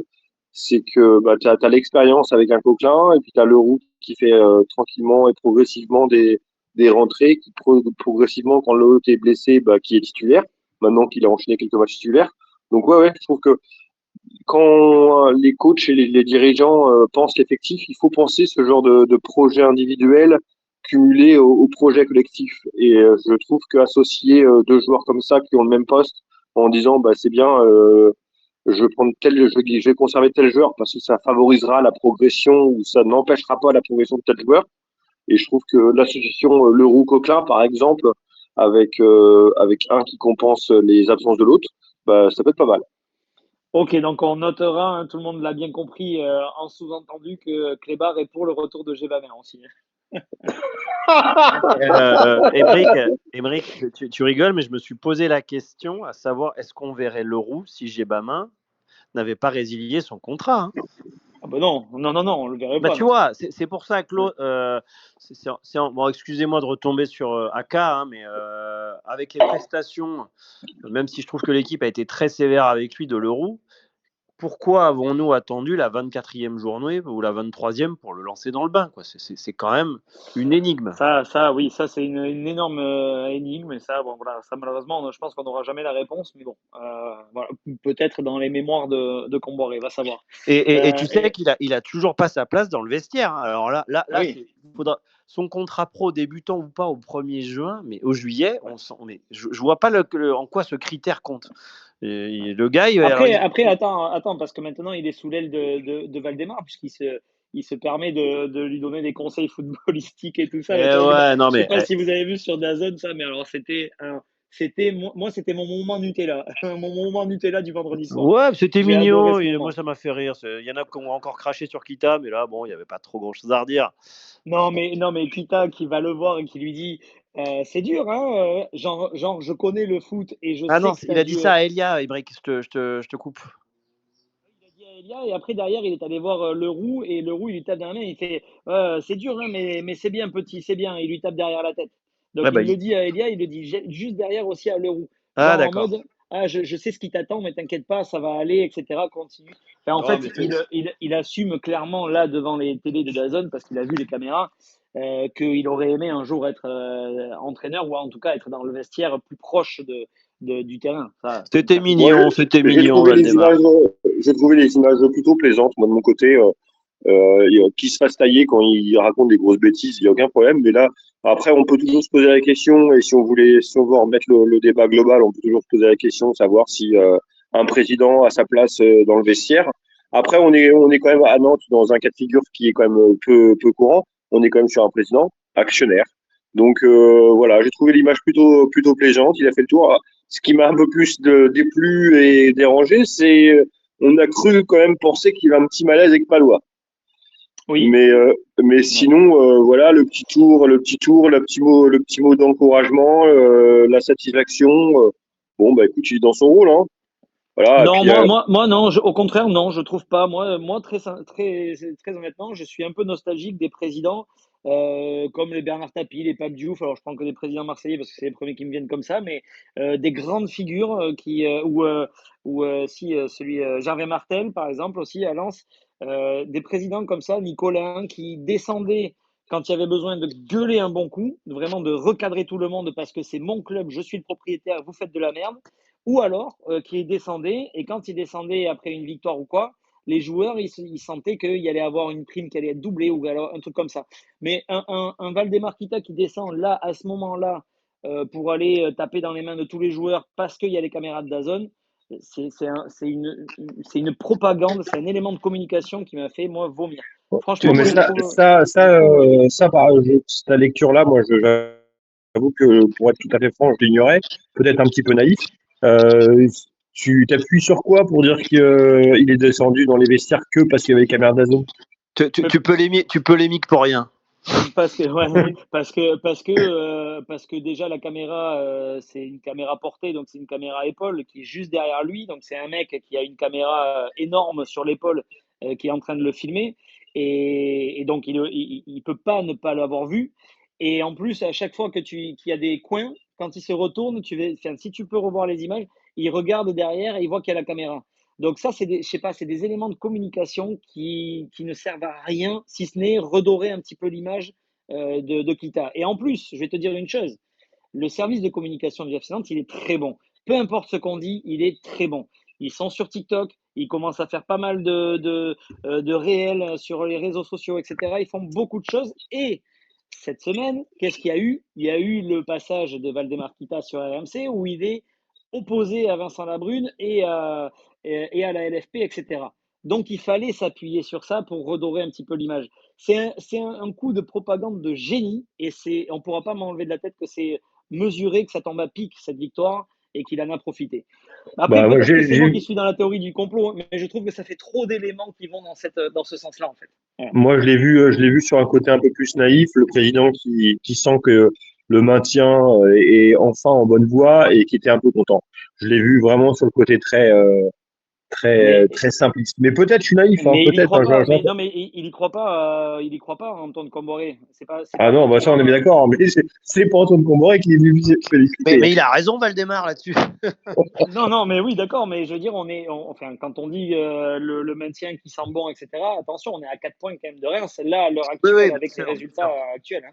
Oui, non, mais Donc t'as raison. Mais voilà. c'était un bon pas. Et bon, moi, je l'ai vu un peu Oui. comme Clébar, un peu naïvement aussi, et sans arrière-pensée. Voilà, Ce j'avoue. qui fait chier, c'est surtout cette défaite contre Le Havre qui aurait permis voilà, de maximiser, on va dire, Ah bah les chances de carrément, maintien. Mais bon, carrément. voilà. Lulu nous a rejoint pour les allez, 5-10 dernières minutes, peut-être. Salut, Lulu. Salut à vous. Comment ça va? Salut Lulu. Salut. Bah, ça va, on a gagné, ça va. Hein. Bon, pour vous dire que Toujours mieux, Rennes hein? perd aussi contre Auxerre. Hein. Ouais, ouais, ouais. Je sais pas si vous avez Rennes vu, si perd. vous regardez. Et le Havre aussi perd, apparemment, enfin gagne. Le Havre gagne 2-0 contre Montpellier. Oh, ouais, c'est Le Montpellier. Havre, c'est plus compliqué, mais bon, enfin, c'est Non. plus compliqué pour nous, mais bon, en même temps, Montpellier, c'est une Ouais, catastrophe. c'est la Bérésina, Montpellier, je pense. Ouais. Lulu, est-ce que tu nous rejoins sur un peu tout ce qu'on a dit? Est-ce qu'il y a des Oui. éléments sur lesquels tu veux revenir? Dis-moi. Non, tout à fait. Non, je suis un peu d'accord avec vous. Comme je disais à JC, je discutais avec son papa et son papa est du même avis que moi. Je pense que si on avait eu Chirivella sur le match, on ne gagnait pas à Nice à la Ouais. place de l'Euro. Mais Moi, c'est en même temps, j'ai envie de te dire, heureusement que tu es d'accord avec le papa JC et pas avec JC, hein, parce que sinon, ça aurait été compliqué. Lol. non, non, j'étais d'accord aussi avec JC.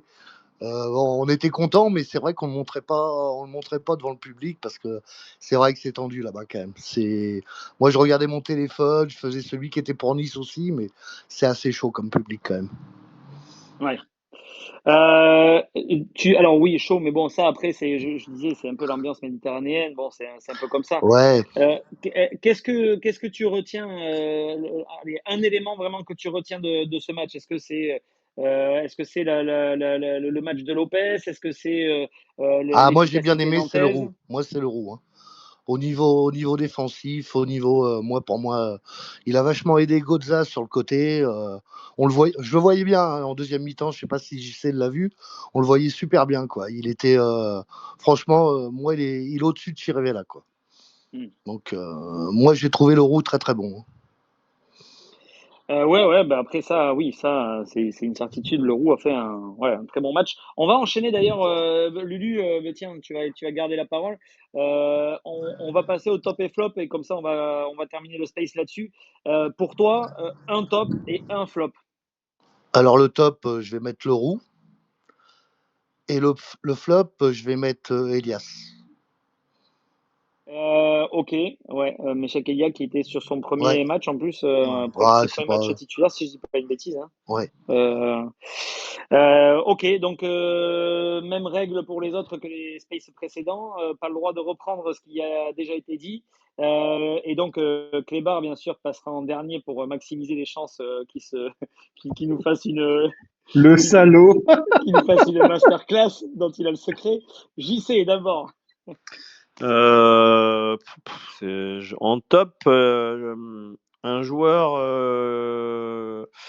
que j'ai jamais mis en top, je crois. Kelvin Amian. Même s'il va retrouver un poste de latéral droit ou le banc, j'ai trouvé que axe gauche, il avait bien fait le taf. Encore une fois, le souci, comme d'habitude, c'est que c'était du bricolage, mais dans le bricolage de Koumboiré, je pense que il a été je crois que lui, à un moment donné, il a été latéral gauche, latéral droit. Maintenant, il est central gauche dans une défense à 3. J'ai bien aimé son match, voilà. Donc ça, c'est mon top. En Ouais. flop, j'hésite entre une paire et bon, je vais encore mettre Palois. Parce que le problème de Palois, c'est que c'est plus possible, quoi. J'utilise souvent cette expression, les ailes qui touchent la piste. Maintenant, c'est le cockpit, quoi.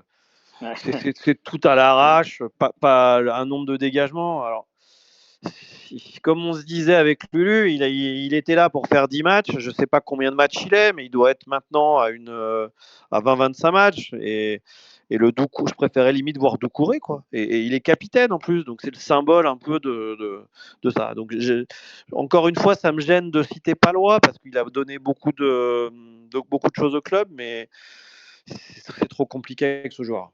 Je suis désolé. Ok, donc flop pour JC et Palois et top, j'ai déjà oublié. Top, tu as mis Kelvin Amian. Kelvin Amian, c'est vrai. À moi d'abord, et après ça sera à Clébar. C'est bien, Aymeric, t'as raison. Tu triches. Normalement, l'animateur, c'est à la fin. Non, il n'y a pas de règles et j'ai envie de changer un petit peu les règles justement. Euh, alors pour moi en top, alors bien sûr dans la règle, je vais rajouter quelque chose qui complique, mais pas le droit de mettre Anthony Lopez. Et là, Clébar, il est en train de se dire merde, personne l'a mis, j'attends que ça. Non, Anthony Lopez, pas le droit de le mettre parce que c'est une évidence que c'est lui qui fait un match de fou. Donc interdiction de mettre Anthony Lopez. Bon, je vais t'en laisser un, on va voir si tu le mets, mais moi je vais mettre Mathis Sablin parce que voilà, pour toutes les raisons que j'évoque depuis maintenant des mois, ce joueur-là, moi voilà, quand il rentre chez lui, j'ai envie d'aller lui ouvrir la porte. S'il a des escaliers, j'ai envie de le porter dans les escaliers. S'il faut lui remettre la couette dans la nuit, j'ai envie de lui remettre la couette. J'ai envie vraiment de prendre soin de ce joueur parce que pour moi, c'est vraiment une pépite, c'est une crème ce joueur. J'adore ce joueur vraiment. Je suis fan absolu. Et on sait très En bien plus, avec là, qui tu as passé la Saint-Valentin. c'est pas faux. Et donc voilà, donc je le mettrai en top. Je peux En intervenir flop, avant ton flop? alors vas-y, ouais. Tu m'entends? Ouais, vas-y. Oui, je voulais juste te dire que du bord du terrain, et j'ai hésité à le mettre en flop. Alors, c'est avec la doublette Simon, je les trouve les deux très émoussés. Ils ont perdu beaucoup de ballons. Maintenant, je te rejoins sur le fait que je comprends largement que il puisse être en top, mais je trouve que les deux sont très émoussés physiquement. Enfin, c'est ma perception. Ouais, qui est peut-être, oui, après, bon, il a un enchaînement de matchs, donc peut-être qu'effectivement, voilà, il est un peu en dedans par rapport à des prestations qu'il a pu livrer en début de saison ou quoi. Mais après, je trouve qu'il a quand même, il a quand même comment dire, en fait, tout l'aspect sans ballon, il est incroyable, je trouve. Il a des déplacements qui font vraiment bouger les blocs et qui donnent énormément de possibilités à notre équipe. On s'en sert pas, mais pourtant, il est là. Je trouve que voilà, dans la mentalité, dans l'état d'esprit, c'est un joueur qui lâche jamais rien. Moi, c'est vraiment, voilà, c'est vraiment dans cet Je état te d'esprit-là. rejoins, Emeric, hein, mais Voilà. c'est vraiment pour quand on fait Koumbouré, parce qu'il a été baladé sur tous les postes de l'attaque. Et je maintiens que, ouais, enfin, je sais pas, Lulu qui était au stade, j'aimerais bien qu'il me dise qu'il a pensé de l'état physique en 2-3 mots, là, parce que j'ai trouvé que Simon, dans le coup de rein là, qu'il Oui, avait. Simon était fatigué, ça se sent, ça se voit. Ouais, Au ok. niveau de ses courses, ça se voit qu'il est fatigué, Simon, ouais. Mais bon, Mathis, Ablin, bon, je sais que Emeric a passé la Saint-Valentin avec, donc je dirai rien sur lui. Merci Lulu. On va te garder un peu dans le space alors. Et, et, euh, et non, et voilà, tu vois, j'y sais par exemple, là je suis en train de regarder un petit peu les stats individuelles et pareil sur les ballons aériens, il est à 8 duels gagnés sur 14, ce qui fait plus de la moitié. Voilà, je trouve qu'il est quand même hyper important. Je suis pas sûr qu'on ait aujourd'hui un attaquant capable d'avoir des stats et un rendement aussi important à Nantes. T'as raison. Sorba Thomas, juste pour la partie, c'est 0 duel gagné sur 7. Ouais, ben alors voilà, ben la passe décisive est très bonne puisque en flop, j'allais mettre justement Sorba Thomas. Voilà, il tire bien les coups de pied arrêtés. Est-ce que c'est un argument assez solide pour en faire un titulaire et le garder à Nantes? Non. Donc moi Sorba Thomas parce à part les coups de pied arrêtés, il arrive pas, ça me convainc pas quoi. Voilà. On va faire monter deux trois auditeurs, ils vont nous donner leur top et flop et puis après on va passer à Clément. Clément, il aura plus que Henri Michel en top. Allez, Clément, vas-y. Alors Livre-nous tes déjà, top et flop. je vais faire un petit clin d'œil à JC. J'aurais probablement choisi le même top que lui, à savoir Kelvin Amian. Mais vu que la règle m'impose de trouver autre chose, je vais mettre sur notre premier buteur, Douglas Augusto, que j'ai trouvé plutôt intéressant et complémentaire dans ce milieu à deux avec le Roux. Il y avait la jeunesse d'un côté et l'expérience de l'autre. Il y avait, on va dire, la hargne d'un côté et puis, on va dire, la fluidité technique et puis le côté un peu plus malin de l'autre. Ce binôme-là m'a bien plu. Peut-être quelque chose à retenir pour la suite. Donc Douglas Augusto en top. Et puis en flop, bah, j'aurais probablement mis Sorba Thomas. Mais bon, pareil, vu que la règle m'impose autre chose, je vais me tourner vers Moses Simon. Parce que moi, je commence de plus en plus à avoir un problème avec ce joueur. Malheureusement, il n'est pas complètement responsable, voire pas totalement responsable. Mais je trouve qu'il incarne tellement ce qui nous fait du mal à cette saison, à savoir que tout le monde joue sur lui, que quand je le vois faire ses déboulés et savoir que c'est pas non plus Cristiano Ronaldo, donc on sait très bien que quand on part, ça va faire du frisson, mais qu'à la fin, ça va faire flop. Donc voilà, quelque part, il me déçoit autant que j'adore ce joueur-là. Donc voilà, en flop, je vais mettre Moses Simon.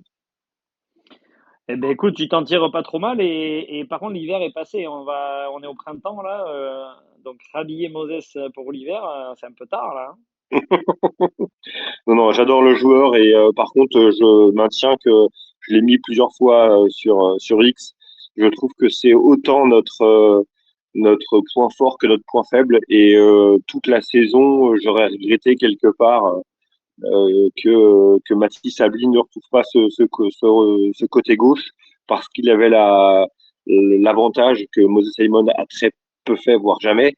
Il avait l'avantage de pouvoir réaxer un petit peu le jeu et quand lui percutait, et il revenait dans l'axe, il revenait à quelque part ramener ses partenaires concernés, alors que Moses Simon a toujours fait l'inverse. Il a toujours été récupéré de côté pour ensuite aller faire un gris-gris ou faire un centre. Alors, il l'a bien fait, hein, c'est loin d'être un mauvais joueur et il fait même plutôt une bonne saison, notre ami nigérian. Mais, mais dans ce jeu-là, finalement, il n'a pas été totalement à son aise et moi je regrette qu'on ne l'ait pas plus essayé sur le côté droit. Hmm. Écoute, ouais, ça va, tu t'en sors pas trop mal de passer en dernier. Mais j'ai le génie en moi, si tu veux. Le génie en toi, bah, laisse-le sortir, hein, putain. Avec ce que tu manges, il doit pas passer un bon moment, hein. Quel salaud. Pour la suite, on va terminer là-dessus. Pour la suite, c'est le déplacement à Rennes le 18. Donc là, c'est pas la semaine prochaine, ce sera la semaine d'après. Et après, il y a déplacement au PSG. Il y a, pardon, réception du PSG. Déjà sur le prochain match contre Rennes, est-ce que vous attendez une victoire? Est-ce que vous attendez à une défaite? Rennes qui vient de perdre du coup là contre Auxerre à domicile. JC, quel est l'objectif là contre Rennes à Rennes? On est impronosticable. Le problème, c'est que je sais pas ce qui va sortir du cerveau laser de Koumboiré, donc c'est très compliqué, quoi. Pourquoi pas Mollet titulaire, pourquoi pas Castelletto capitaine? Non, non. Alors, hormis ce commentaire, je dirais qu'un bon résultat pour nous, ça serait déjà de ne pas perdre. Voilà. Parce que je pense que le maintien va se jouer entre 33 et 34 points, donc il nous reste 4 points. Donc si on en ramène un de Rennes, bah, ça sera tout bénéfice. Si on peut gagner, il ne faudra pas s'en priver. Mais bon, ouais, ne pas perdre. Surtout ne pas perdre. Ok, donc JC signe pour un nul, on va dire. Lulu. Lulu, le Minitel, il fallait appuyer sur un bouton. Sur Non, c'est toi X, c'est toi qu'on pareil. n'entendait pas. C'est toi qu'on n'entendait pas. C'est toi qui bug, Émeric. C'est toi qui bug, Émeric, Moi c'est qui pas bug. moi, hein. Je suis Ah désolé. bon. Il faut payer les factures, Émeric, et puis il faut Allez. payer tes intervenants aussi.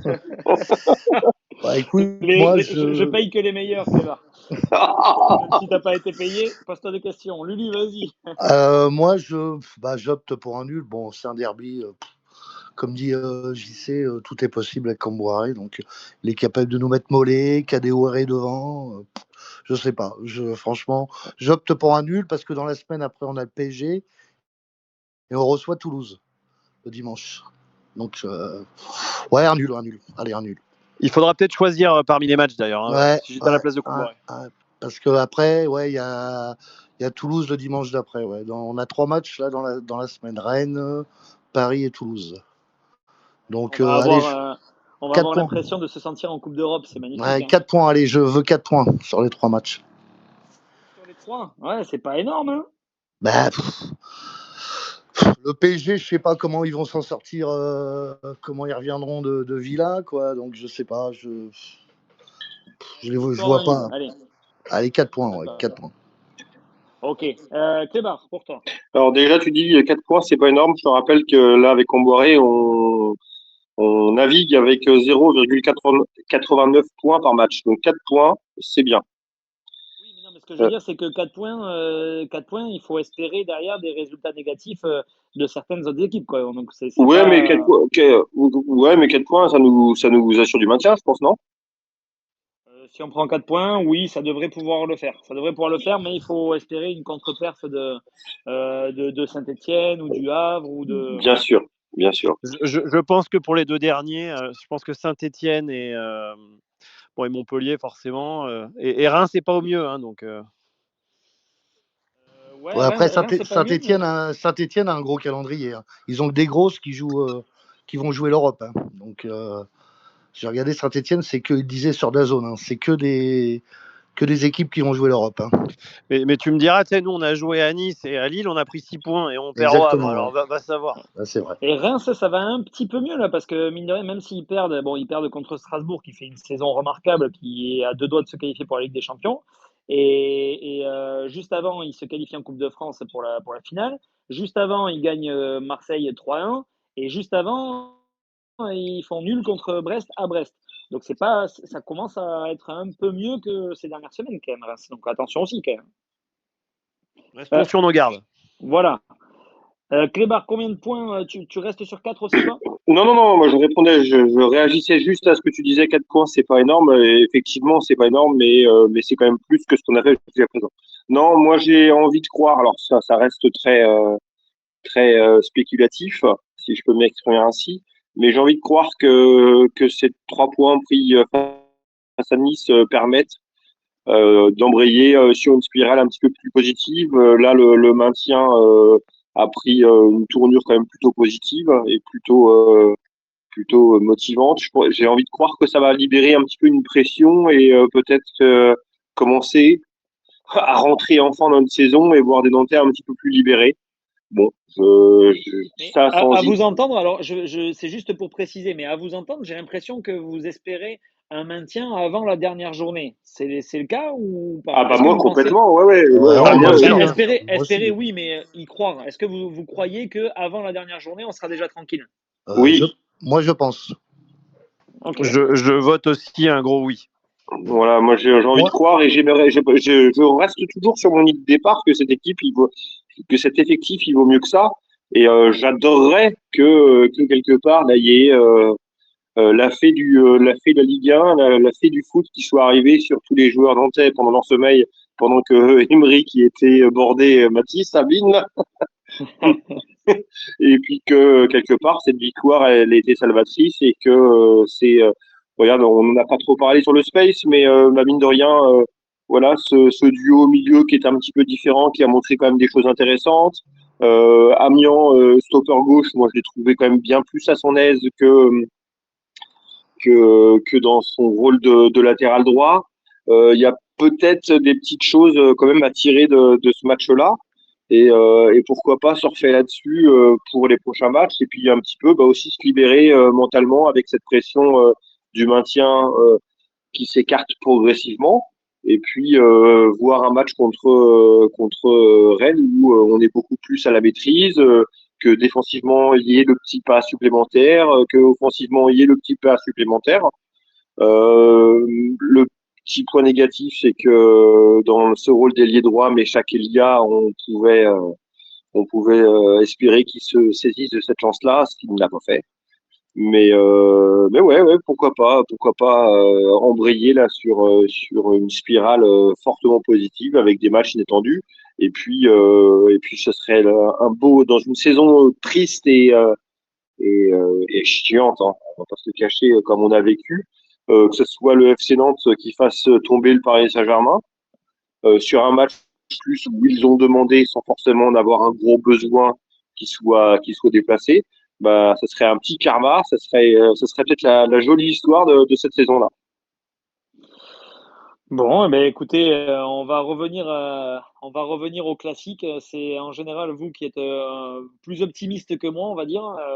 Moi, il m'en faut beaucoup plus. Je suis pas convaincu, même avec cette victoire-là hier, avant-hier, pardon. Je suis pas du tout convaincu. Et du coup, les deux prochains matchs, je les vois très très compliqués. Contre Paris, pour moi, même s'ils sont déjà champions et qui font tourner, même en faisant tourner, je vois pas comment ils peuvent ne pas gagner ce match. Ça va beaucoup trop vite. Nous, on n'est absolument pas efficace défensivement, sauf si Lopez nous sort encore une masterclass comme l'a font à l'époque où il avait eu 10 dans l'équipe. Mais sinon, je vois pas comment on peut ne pas céder et en prendre 3 ou 4 contre Paris. Contre Rennes, il y a déjà la rivalité et puis en plus, il y a Habib Bey qui a été jeté comme un malpropre par Kita alors que tout semblait bon. Je suis assez inquiet, moi, du prochain match. Mais bon, sait-on jamais. J'ai envie de vous faire confiance aussi. Rennes vient de perdre aussi contre Auxerre, donc ils vont avoir envie de se racheter. Je ne suis pas convaincu qu'on s'en sorte bien sur ces deux prochains matchs. Toulouse, c'est différent. Toulouse, Ouais. oui, là, il faut qu'on ait C'est pour au ça moins un point, qu'après quoi. le match de Toulouse, on pourra dire ce qu'il en est, quoi. Ouais, ouais. Mais sur ces trois prochains matchs, moi, allez, entre 1 et 3 points, quoi. Mais je vois pas plus. Et c'est ce qui C'est que me fait un petit peu peur. le principal danger, on l'a aussi en interne avec un coach qui part selon ses humeurs sur des délires. Oui, non, mais après, le principal danger et c'est là où je rejoins Clément, c'est que l'équipe qu'on a à l'heure actuelle n'est pas du tout faite pour jouer les dernières places jusqu'à la dernière journée. Mais il y a tout un contexte qui fait que, ben, malheureusement, si, on est ce genre d'équipe-là. Donc, voilà, je je vois pas pourquoi, en fait, sur les 5-6 derniers matchs qui nous restent, tout d'un coup, on viendrait à se sublimer parce qu'on vient d'aller faire un hold-up à Nice. Donc, c'est là où, moi, pour moi, je suis pas dans la même optique que vous à me dire, oui, c'est bon, avant la dernière journée, c'est bon, on sera déjà maintenu mathématiquement. Moi, je pense qu'on va devoir galérer vraiment jusqu'au bout et que les autres vont rien lâcher. Saint-Etienne, ça va rien lâcher. Reims, ça va rien lâcher, Le Havre non plus. Et je trouve que Le Havre montre vraiment les dents. Saint-Etienne montre les dents. Reims Ah non, recommence à mais t'as montrer pas les vu le dents. match aujourd'hui, Emeric, De, ça, de Saint-Étienne. Ah, si, ouais, c'est j'étais sur. dégueulasse, c'est Ben, dégueulasse, excuse-moi. Lulu, C'est dégueulasse. alors à moins que tu me dises le contraire, mais Ah, c'est pas beau, sur c'est les pas beau. dernières semaines, tu as trouvé que nous, on était beau à avoir joué Ah alors. non, nous on est dégueulasse, mais nous on gagne les matchs. Ben voilà. On gagne des matchs, mais Saint-Etienne en gagne aussi. Ils ont. Ouais, C'était. ils ont pris 5-1 contre le PSG, là ils viennent de perdre 1-0. Aujourd'hui, ils ont eu cet après-midi, en deuxième mi-temps, 0 tir. 0 tir, Ouais, Emeric. mais bon. Après, on peut pas jouer sur des trucs comme ça. Ils en ont pris 6, nous on en a pris 7 contre Monaco dans ces cas-là. Oui, oui. Le Havre, ils font match nul, hein. Le Havre, ils font match nul. Ils font aussi des belles prestations contre des équipes bien placées, sans gagner, je suis d'accord avec toi. Mm. Mais bon, voilà, Ouais, ça va être dur, mais ça va être dur. voilà, ce que je veux dire, c'est que c'est Ça pas va être dur. que Saint-Etienne me fait peur. C'est juste que je nous vois pas aujourd'hui, je nous vois pas Ah, non, mais c'est pour te dire, un moi, ou deux c'est. rangs au-dessus de Saint-Etienne. Oui, non, non, moi non plus, mais c'est pour te dire que Saint-Etienne est quand même à 7 points de nous. Avec le goal average, tu peux rajouter 8 points. Ils ont des gros, je te dis, ils ont que des gros. Ils ont Monaco, je crois qu'ils ont Lille, Strasbourg. Voilà, quoi. Donc, bon. Ils ont Reims, ils ont Le Havre, Ouais. non pas Le Havre, mais Non, non, non, ils ont une ils ont deux. petite. Ils ont une petite. Ils ont une petite, mais après, c'est que des grosses, je crois. Sur le calendrier restant, il leur reste Reims et Toulouse. Ouais, Ça, Reims c'est et Toulouse, négociable, ouais. hein. Ouais, ça, c'est négociable. Reims et Toulouse, c'est négociable. Et Saint-Etienne, cette saison, on prend pas 3 points, quoi. On prend que 2 points, hein. 2 points, ouais. Donc, voilà. Moi, ce que je veux dire Ça par va là, être dur. c'est que voilà, il faut faire attention, il ne faut pas se voir trop vite arriver, Bah, même c'est pour si te les autres dire que équipes. nous, même les 2 derniers matchs, Angers et Montpellier, on peut passer à travers. Hein. C'est pour ça. Là où moi je suis un peu plus inquiet, c'est que, ok, les autres sont dégueulasses, mais nous, on n'est pas non plus Non. convaincants, quoi. Donc, bon, voilà. Moi, j'ai toujours ce petit bémol. Pour moi, on va se sauver aussi. Mais par contre, je nous vois galérer vraiment, peut-être jusqu'au bout, quoi. Mm. comme on en a l'habitude. Mais bon, maintenant, Comboré aussi en a l'habitude, donc peut-être un point positif pour nous, ça. Bon, on va terminer ce space. Moi, est-ce que quelqu'un a quelque chose d'autre à rajouter? Mais bon, je pense qu'on a fait le tour. Clébar, Ouais, JC, Lulu. je veux bien juste un petit tour de table là, parce que là, l'échange qu'on vient d'avoir, il est intéressant, mais peut-être qu'on n'a pas les mêmes projections sur le nombre de points qui nous reste pour le maintien. C'est peut-être aussi ça qui vient. J'ai l'impression en t'écoutant que tu projettes, et peut-être à juste titre d'ailleurs, qu'il nous faut encore 6-7 points pour se maintenir, alors que j'ai tendance à penser qu'il en faut un peu moins. Alors, moi, très honnêtement, je suis pas dans les maths sur ce genre de choses. Je suis plus dans les, Oui, dans j'en les ai remarqué, dynamiques. hein. Je suis plus dans les dynamiques et dans les dynamiques. Pour moi, ouais, tu peux pas te louper trop de fois, quoi. T'as pas non plus 50 jokers. Après, je ne vois pas. Enfin, pour moi, on descendra pas sec. C'est pas une descente sèche qui nous attend, parce que ça, on est à 7 points de Mm. Saint-Etienne, je crois. Oui, c'est Ça, ça, c'est 7 pour, points. Ouais, 7 voilà, points. pour moi, ça c'est bon. Mais la 16e place, attention, on Pour n'est moi, qu'à la 4 septième, points. ouais, la 16e place, c'est 33 points pour moi. Ça se C'est ça, hein. jouera aux alentours de 33 points pour moi. Barragiste, hein. Ouais, donc ouais. Pour moi, il faudrait essayer d'aller toper 5-6 points. Ouais. 5-6 Mm. points, je pense qu'on est bon. Après, Mais ouais, bon, après, on va au Auxerre aussi, c'est loin d'être gagné, quoi. Donc, mais bon, Auxerre aurait plus rien à jouer, quoi. Ils sont sauvés, donc oui, ouais, mais bon. Maintenant, les équipes, elles jouent jusqu'au bout. Hein. exactement, oui. Donc, Moi, je dirais et tant entre mieux. Hein. 4 et 5. Voilà, donc on va partir sur 5 points. Mais 5 points, bon voilà, en fait, faut pas déconner. Mais le problème, c'est que tu vois, quand on a eu la possibilité d'enchaîner en début de saison contre Saint-Etienne, on Eh s'est oui. cassé les dents. Et après, quand on a eu l'occasion d'enchaîner contre Le Havre, on s'est cassé les dents. Et après, quand on a eu l'occasion d'enchaîner contre Angers, on s'est cassé les dents. Donc en fait, c'est pour ça, on est notre principal adversaire, hein, finalement. Hein. Mm. Mais faudra pas se chier dessus, quoi. Faudra Ah, les prendre, ces notre points-là. pire ennemi, il s'appelle Comboré, ça, on est bien d'accord. Oui. Ça. Bon, allez, bonne soirée, on va aller manger quand même. Il Bonne reste pas. soirée, merci à tout le Bonne monde. soirée à Allez, à tous. la Salut, soupe! salut Et, tout le monde. Salut tout Bonne le monde. soirée. et allez Nantes. Bonne Allez, soirée. non.